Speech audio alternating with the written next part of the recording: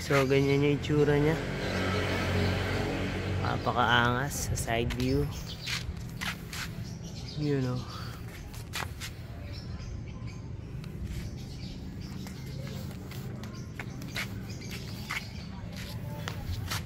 Kamusta mga chong? So today's video, magkakabit muna tayo ng bracket.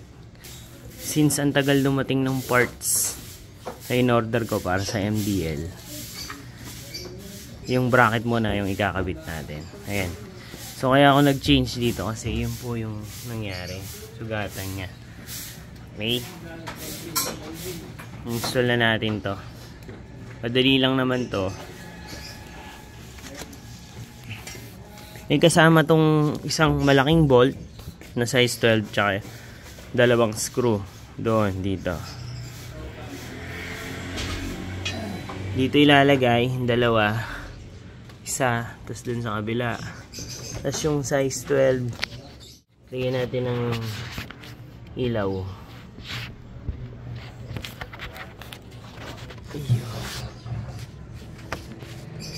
Yan. Okay. Din sa T-post, sumunod. Yan po yung tatanggalin natin. Size 12 po yan. By the way, nilipat ko yung isang busina para mas maganda yung pwesto niya. So, tanggalin na natin yan. Let's go. Okay, itong size 12 gamitin na. Tanggalin na natin.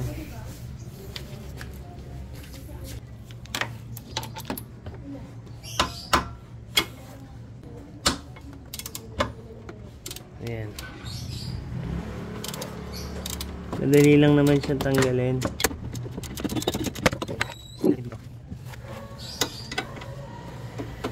Hindi ka malilito. Ito lang naman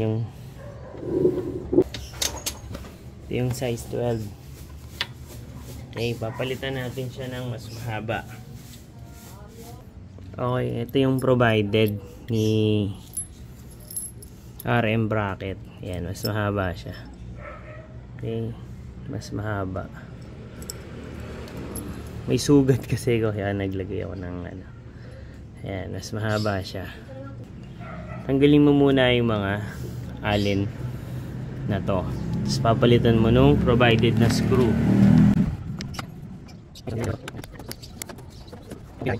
Install. Diretso muna yung fender. Pero mas maganda kung gusto nyo, alisin nyo muna yung fender nyo. Okay? Pero ako hindi ko na alisin. Ayan, diretso nyo lang. Shoot nyo. Tapos pag na-shoot nyo na, pwede nyo nang i-side yung manibela. Para ma-shoot mo na to. Shoot mo lang. Okay lang naman.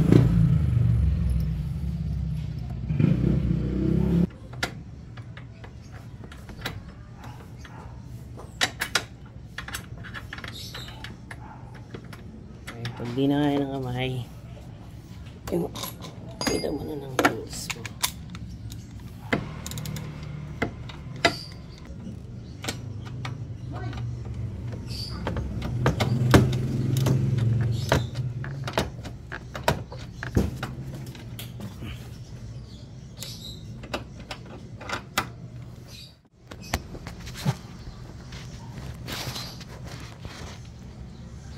Ayan, tornilyo.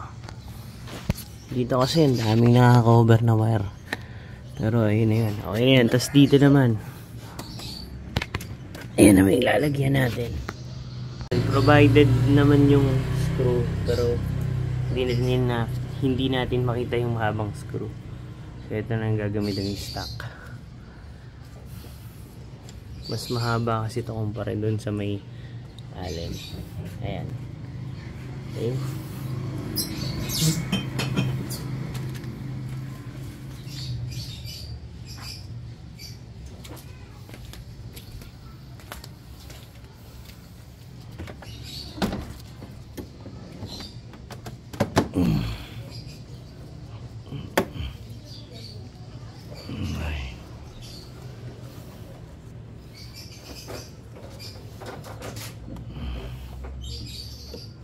Okay, ayan. Sunod, kabila naman.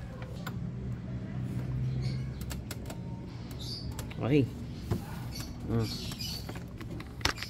Ibay na yung bracket natin.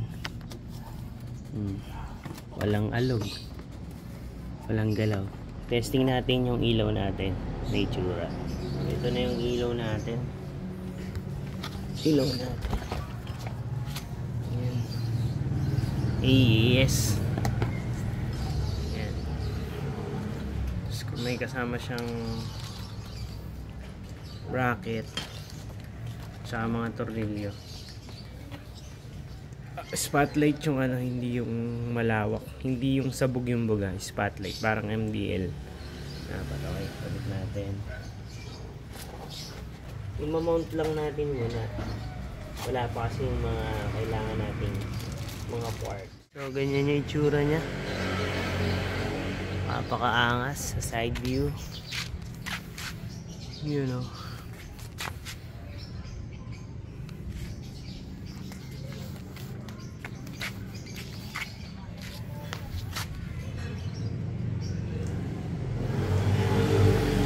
Ganda tignan para sa akin. Ayun, Tito Concept.